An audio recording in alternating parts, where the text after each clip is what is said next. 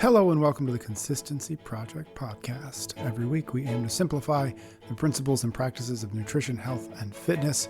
My name is Patrick Cummings. Thank you so much for tuning into the show. I am here solo this week, but fear not, we've got quite a bit from EC. We're doing something a little different. EC was off at the Affiliate Con conference that we've mentioned once or twice previously, so she was on the road.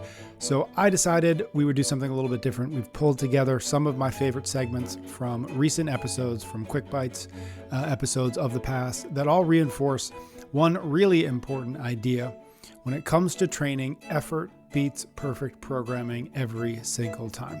I think we found that too many people get paralyzed trying to find the quote-unquote perfect workout split, the ideal rep scheme, or the exact right heart rate zone.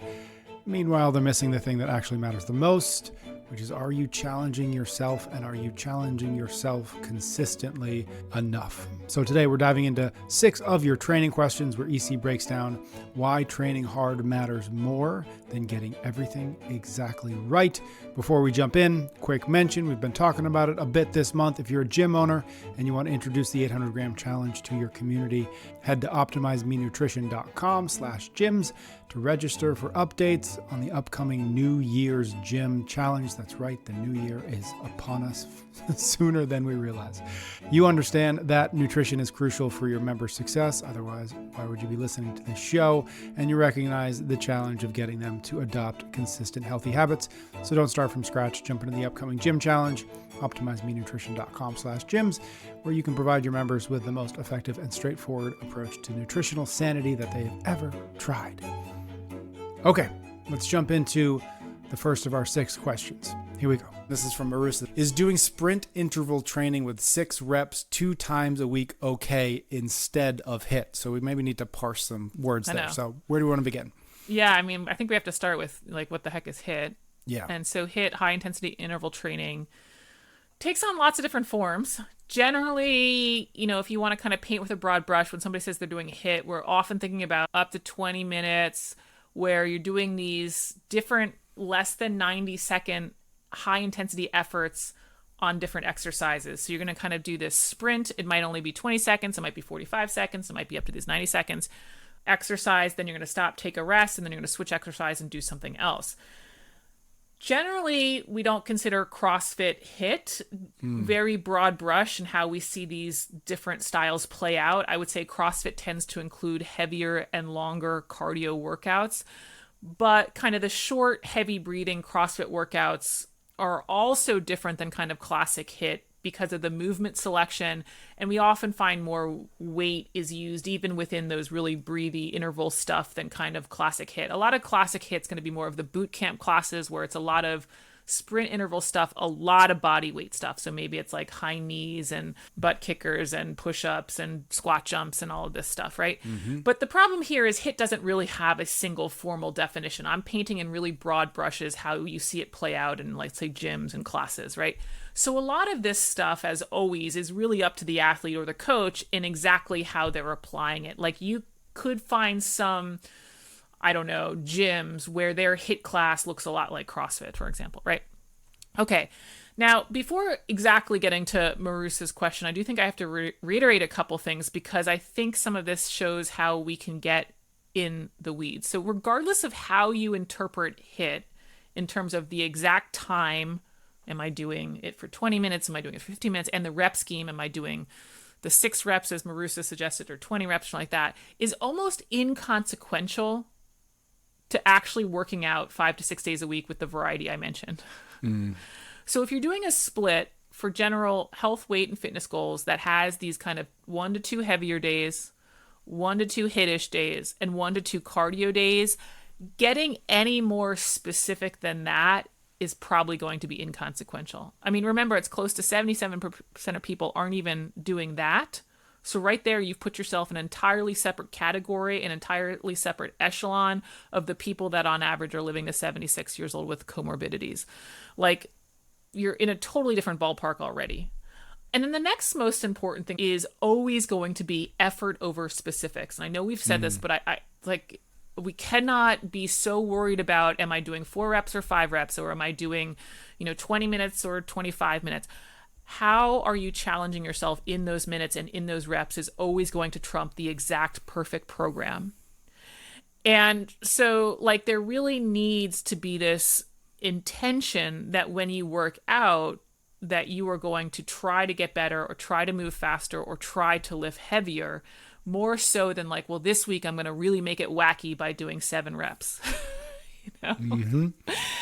And so this intent combined with that kind of variety split I mentioned is going to even further move you into another upper echelon of health. And so those need to be there before we start arguing about, okay, is 6 reps better than 8 reps? Mm-hmm. Not to dodge Marusa's question completely, to really get to that answer, you want to think about it as whatever I am training is what I'm going to get better at.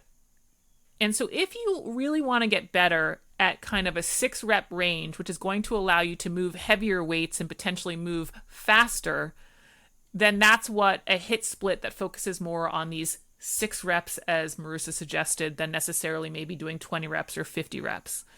And this is where I think CrossFit is quite good. For a lot of people, I don't want to get good at only 6 reps of a kettlebell swing. I might also do 50 reps, and that's okay. And there's some benefits there to having endurance and muscle stamina of the 50 reps versus more of a power and a speed aspect of the 6 reps. And so in my opinion, I don't think that the individual has to necessarily really focus on, I'm only going to do a specific rep range when I'm doing HIIT stuff, and instead still keep some variation within the rep ranges of what would look like HIIT. So shorter workouts, 10, 20 minutes, move between a few different exercises, change the rep scheme. I think that's going to be what a lot of people want. But for somebody who's, again, already doing some strength training and already doing some longer cardio pieces and also doing these HIIT pieces, if they just stay at 6 rep ranges, you are so head and shoulders Yep. in terms of health and fitness and overall wellness that it won't really matter. Is there maybe some benefit of mixing it up more, maybe for kind of the unknown and the unknowable, as CrossFit likes to talk about? But you're so far ahead of what you need in life and just to enjoy a high quality of life that the very, very short answer to the question is you'll be fine. Yes, you can replace classic HIIT with the sprint interval training of six reps. And you'll be fine. I should know this, but I don't know my history here. Was CrossFit popularized before HIIT, or was HIIT around and then CrossFit? Do you have any sense of that? Not that it matters at all for this question, but yeah, in my opinion, and of course I'm probably biased, I think the HIIT became more popular post CrossFit, and a lot of times it's because it's the big box gym interpretation of CrossFit with lighter weights, big group X classes. And look, there's a lot of value there. Again, I know I'm like beating a dead horse here, but 77% of people are not getting enough. It's like the fruit and vegetable thing. Like people want to ask, like, are That's peppers exactly better what I than thought. tomatoes? And it's like, oh my gosh, eat the peppers and the tomatoes. We're not worried about it. It's the same thing about exercises. We can get so in the weeds. And I get it. For exercise enthusiasts, we really want to latch on to some of these details when in reality, for a lot of our goals, just having some variety and intent is going to get you there. So I know that wasn't your question. I went on another rant that I've already ranted on before, but I do think that the HIIT explosion is definitely kind of on some of the CrossFit explosion. Yeah. all right, that idea of effort over specifics is something that Easy comes back to again and again. And you'll hear it in this next segment as well, where Bonnie asks about improving their running speed. The answer might sound obvious, but it's one people constantly overlook when they're searching unnecessarily for the perfect training hack. Next question. How to improve running speed would be helpful. I've been focused more on lifting for a few years, and I'm getting back into running after having a baby and am so slow. And she said so with 3 O's. So that's how slow she's being. So slow. Yeah. Okay. I think we have to start with the obvious disclaimer. I'm not a running coach. So, I'm not the professional running coach here. I'm a licensed nutritionist, but I certainly like to run and understand some concepts. The short answer is going to be to get better or faster running speed is that you have to do more workouts that are focusing on speed. Like it's really the answer to a lot of questions in fitness. Like, how do I get more pull-ups? You have to do more pull-up training. How do I get faster at running? You have to do more fast running workouts, which sounds snarky, but it's if I'm bad at any skill, and this is true in life as well, you actually just have to work on the skill. Now, I think the question is, okay, great. Well, how exactly would I carry that out? This is where I think interval style workouts are great, by shortening the distance, we can then increase our speed than what we could do right now. Like maybe she's going out for a 5K and it's like, okay, with instead, maybe we'll do 10 sprints, 200 meters each. And she's going to see that she can hold a faster speed for 200 meters than she can for the 5K. And then, of course, over time, you want to be able to say, okay, whatever that speed is over the 200 meters, I'd like to now be able to hold it over 300 meters and 400 meters and gradually be able to increase the duration for which I can hold that speed.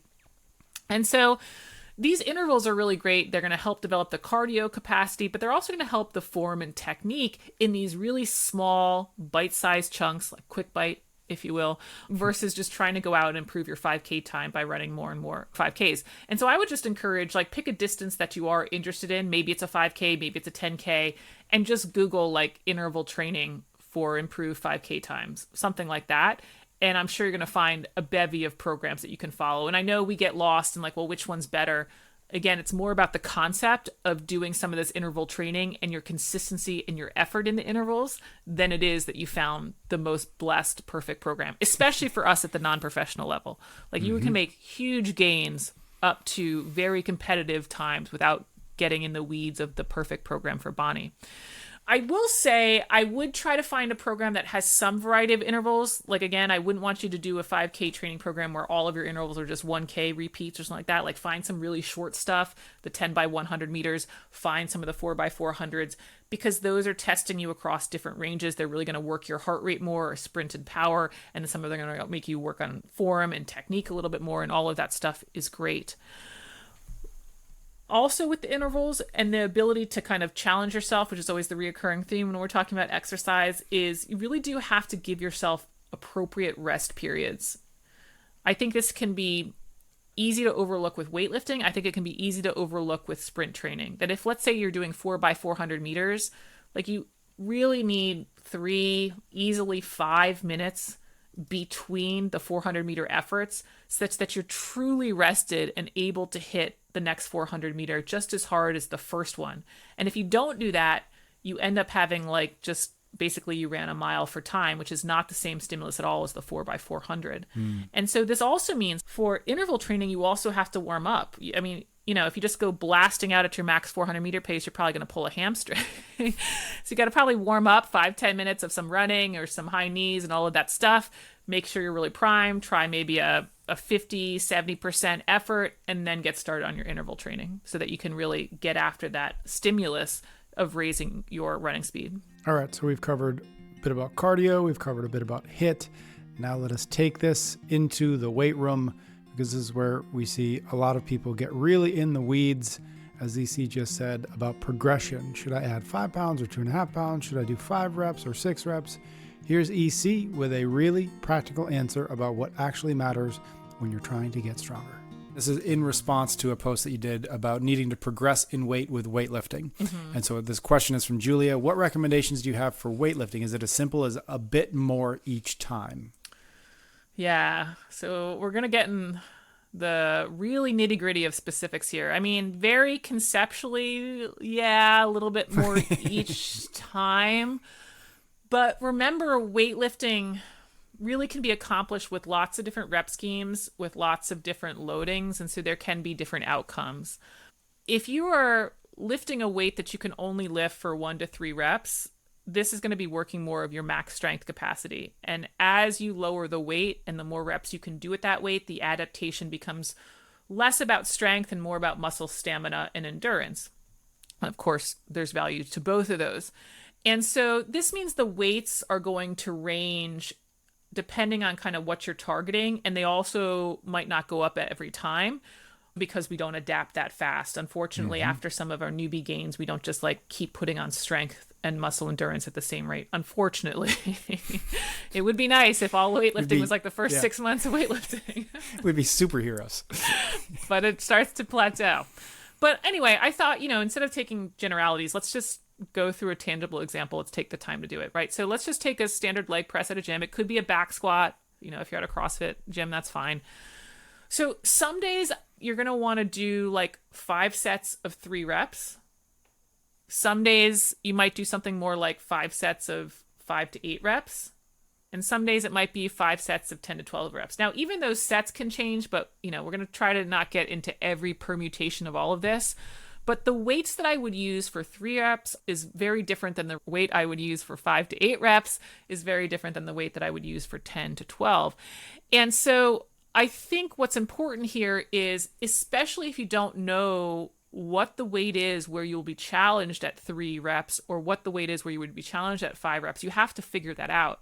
And that's a great time for you to feel out what would be an appropriate weight, such that when you get to these working sets, let's say it's the 5 sets of the 3 reps, that those working sets of the 3 reps are actually, each of those are challenging yourself. It's not like, okay, I did a set of 3 and I'm getting warmer, and I'm doing another set of 3 and I'm getting warmer. We want all of those to be challenging. And so you might need, especially if you haven't been lifting very long, a little bit longer period of a warm-up time to figure out what is the weight for each of these different rep ranges that is going to be appropriate for me. And then once I find that weight, let's just say 135 is challenging for reps of 3. Yes, I want that weight to increase over time, but it's, again, not going to be every week I can slap 5 pounds on. And some of this is what you learn by weight training, is like, what's a realistic jump? So a lot of this comes in the judgment of you going through the experience, you feeling how difficult it is. You add 5s, let's say, and you're like, wow, that's really difficult. I can't do all 3 reps. And then knowing that that's too much. And so what you want to be able to do, let's say that the goal was the 5 sets of the 3 reps, is you want to get through that weight of all of the 5 sets of the 3 reps, completing the 3 reps, and completing the 3 reps with confidence. Then that would be a good indication the next week that you would want to go up. And maybe the next week when you go up, maybe you add the 5s on each side. Maybe you get 3 sets of 3 reps, and then you do 2 sets of 2 reps, because that's as much as you can do. You were challenging yourself. You couldn't get another rep done. And that's a good place to stay for a while until you're able to then demonstrate competency at the 5 sets of the 3 reps. And so there is a good amount of, feeling it out, testing it out, seeing where you fall. And I always encourage people to kind of move slow and with good form before you just slap on the weight and all that stuff. And so this just takes a lot of time. And this is also why a lot of people walking around the gym have their logbook with them, or at a CrossFit gym are recording workouts, because it's really hard to keep track of, okay, well, what do I do on the back squat versus the deadlift versus the shoulder press, especially if this is not like your main hobby and your profession, right? In other words, you're not addicted to it like some people Right. are. Yeah. I mean, if you haven't been doing this for years and years and you don't know your numbers, you're probably going to want to have a logbook such that every single time you start a new exercise, you're not like, what the heck is this one? Right. Now, if I'm being honest, I don't do a ton of recording anymore, partially because I've doing this for a long time. I know generally where I'm going to be on lifts. And then whatever rep range I choose, because again, there's variety in me doing heavy for 3, heavy for 5, heavy for 12. Whatever variety I choose that day, I work to challenge myself at that weight. And is that the best way to optimize my strength and performance? No. Is this a way that I can increase muscle mass and or maintain my muscle mass and body comp and general health and wellness goals? 100% yes. So there are going to be times when having this perfect log of everything I don't think is necessary for general body comp and wellness goals. It's certainly not going to make me, going to the CrossFit Games, but I think there's ways that people can still challenge themselves with whatever rep range they choose, even if they don't have kind of the perfect record of it. Mm-hmm. Yeah, I agree with that. There's also, I think, an element of, and you sort of alluded to this a little bit, but you might come in on one, Tuesday, and then the next Tuesday you've got back squats again, and just like you didn't sleep as well, or any number of things could have affected it. And so that will also sometimes preclude you from bumping up a little bit, even though you thought, last Tuesday I thought, okay, I'm going to add some weight, but today I just don't have it. And I think there's also an element of that where it's like, no, you're not going to make gains every single week, because every single week is going to be a little bit different. Yeah. It's never one thing. There's always these other factors that come into play, especially with performance, as you mentioned. And so I think what's really nice about the numbers is it helps you have like some idea. You don't want to be back squatting, 65 pounds when 135 is really easy. But a lot of times with enough experience, you already know what those numbers are. All right, that brings us to our next question. And it's a question EC gets quite often, especially from women of a certain age range. Some variant of what's the best form of exercise, right? We talked about CrossFit, we talked about HIIT, we talked about weightlifting. Is it better to separate strength and cardio? Is it better to do something like a CrossFit that combines these things? So here's EC on why perhaps those are the wrong questions. From Amy, I'm curious about your thoughts on the best form of exercise, specifically for mid-40s women.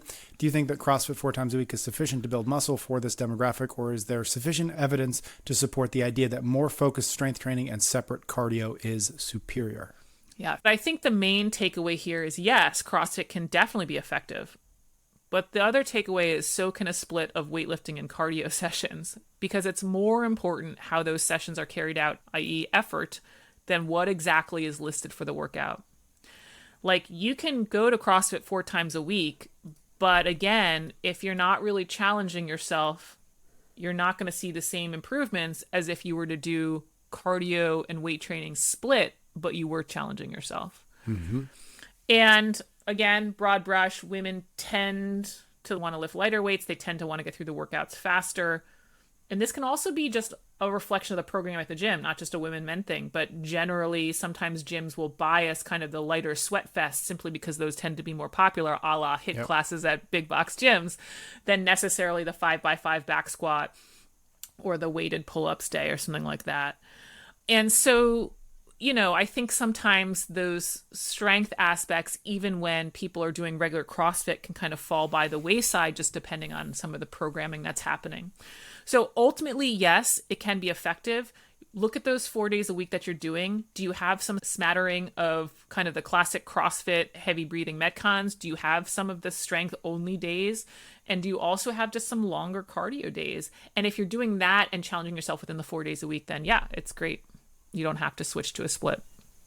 I like what you said, effort over specifics. I just think that's worth repeating a couple times because it's over and over again. It's like 5 reps or 6 reps. Doesn't matter. Is it hard? Yep. Now, I get it that not every day can you feel like you're going to chew through concrete. Like, not every day is it going to be this 100% like can't even walk after the session, and nor does it need to be. But if we're rushing through the stuff and we're just doing it to, quote, get the exercise done, I'd rather you do less with more intention, and the results will compound there versus like just check the box, you know, read the book on the stationary bike. Last one we've got this week, actually, let me correct myself. It's 2 questions because we've got back-to-back questions from a previous episode that were related enough. I thought we should just include both. We've talked about effort mattering more than perfect rep schemes, more than perfect programs, more than the exact format. But what about all those numbers that our devices are throwing at us? Heart rate zones, VO2 max estimates, etc. What do those fit into the mix? Well, here's EC on why you should probably stop staring at your watch quite as much. Next question is from Anne. Can you talk about heart rate zone training? Seems like it's becoming more of a quote-unquote thing, but I'm used to CrossFit style. Go as hard and fast as you can every day. Yeah. So heart rate training, of course, we're targeting a certain heart rate, and there's basically 5 zones that are based on a percentage of your max heart rate.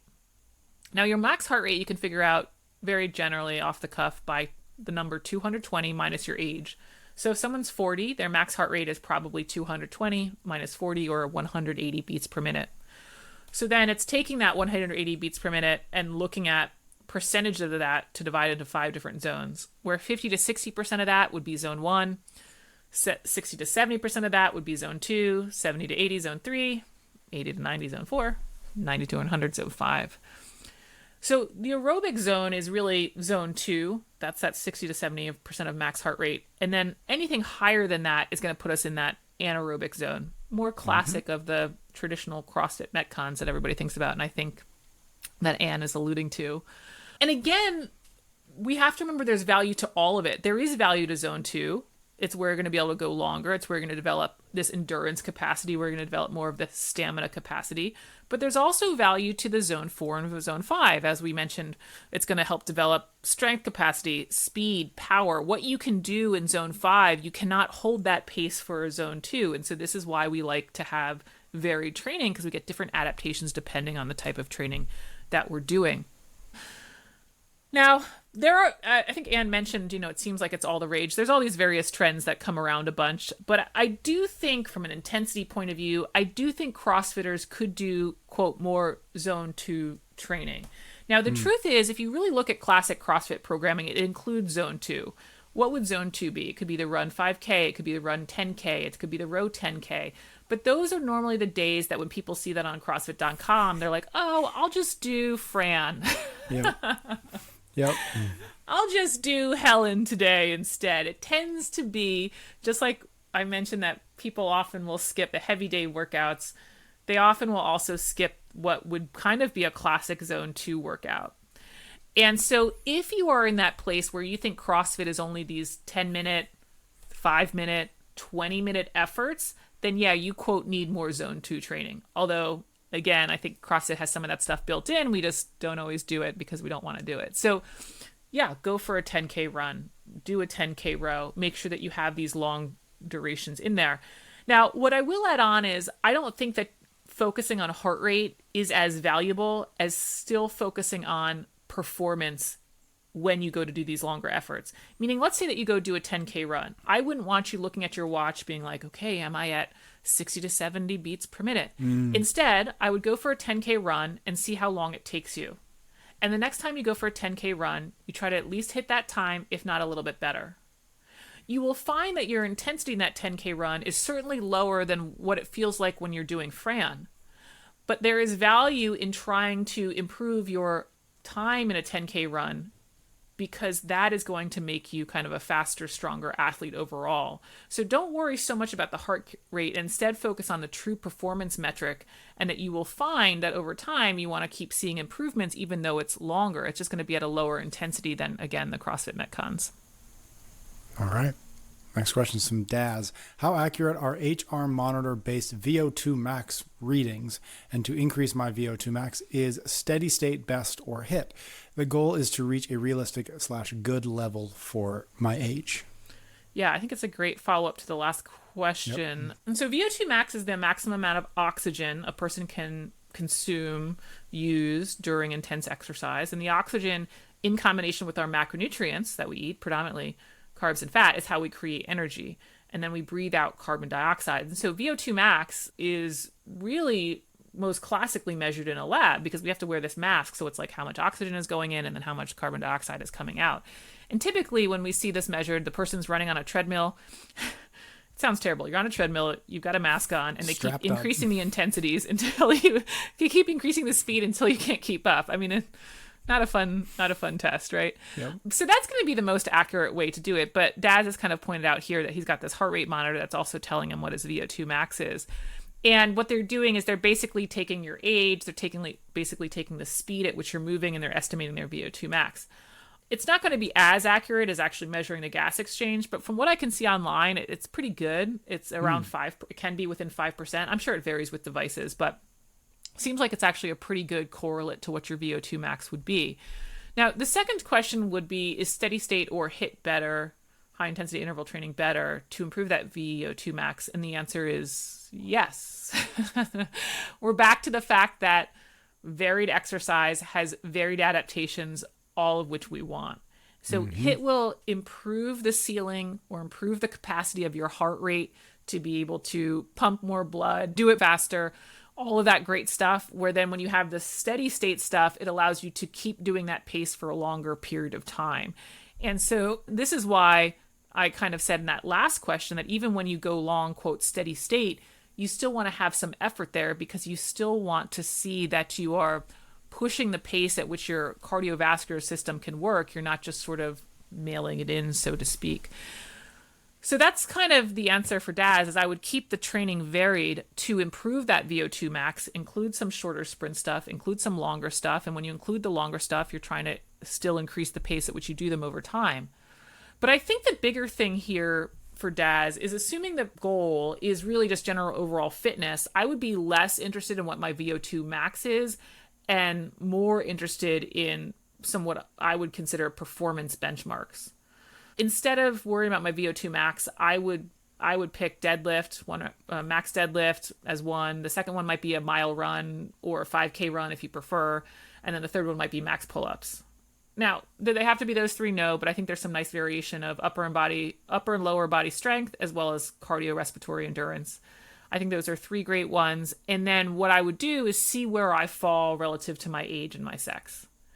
And maybe try to be at an intermediate capacity, which I think is doable for people, if not in more of an advanced level, depending on your level of training and interest, right? Now, I was just poking around online. I saw the websites, I think it's strengthlevel.com. It's pretty cool. You can pick all these different exercises. You can see what it is for men, women, beginner, medium, advanced. I wouldn't say that I would say it's perfect in all categories, but it's plenty accurate enough to get a sense of, hey, where am I relative to what I should be for my age and my sex? And then another website was like runninglevel.com. Will tell you kind of mile times for the same kind of breakdown as well as 5K times. I think that's way more useful than just chasing VO2 max, because those are really the metrics that are going to play out in the quality of your life, like how you're able to keep up with the grandkids or travel or do any other activities versus necessarily the VO2 max. Yeah. And just to reiterate, because that echoes what you said in the last answer, which is like the heart rate or the zone you're in, focus less on that than the performance. The VO2 max, focus less on the actual number and what you can do with it and how you can improve that thing that you're aiming to do, right? Because I think it's really easy to get so focused on, in this case, a number or a zone that you forget that it's not, the point of it is not to hit a certain zone. The point of it is to, be healthier, fitter, perform better. Yeah, I mean, I see this time and time again, and some of it's because we're all in like this tech world. We have our phones, we love our devices, and we love our numbers. In fact, of course, with my masterclass, they're looking at, well, it tells me that my app says I'm burning this many calories. And I'm like, stop looking at it. Like, what's happening in real life? And in real life, we have to look at your body weight. Or in this case, we want to know how fast you're running a mile or how many pull-ups you can do. This heart rate training, the VO2 max stuff, it's all correlates, but it's really not what you're after. So we have to just always check in with those concrete numbers, which I know are probably less immediate and less sexy, but that's what we're really after. All right. So there you have it. 6 questions, 6 areas of training. The same basic answer keeps showing up. Effort over specifics. Challenge yourself consistently. We do call this the Consistency Project podcast for a reason. Challenge yourself consistently across different types of training. Don't get paralyzed trying to optimize every detail. And just to reiterate, as EC said in the earlier segment, 77% of people aren't even exercising regularly. So if you're showing up 5 to 6 times a week with variety and intention, well, you are already so far ahead that arguing about whether to do 5 reps or 6 reps just doesn't much matter.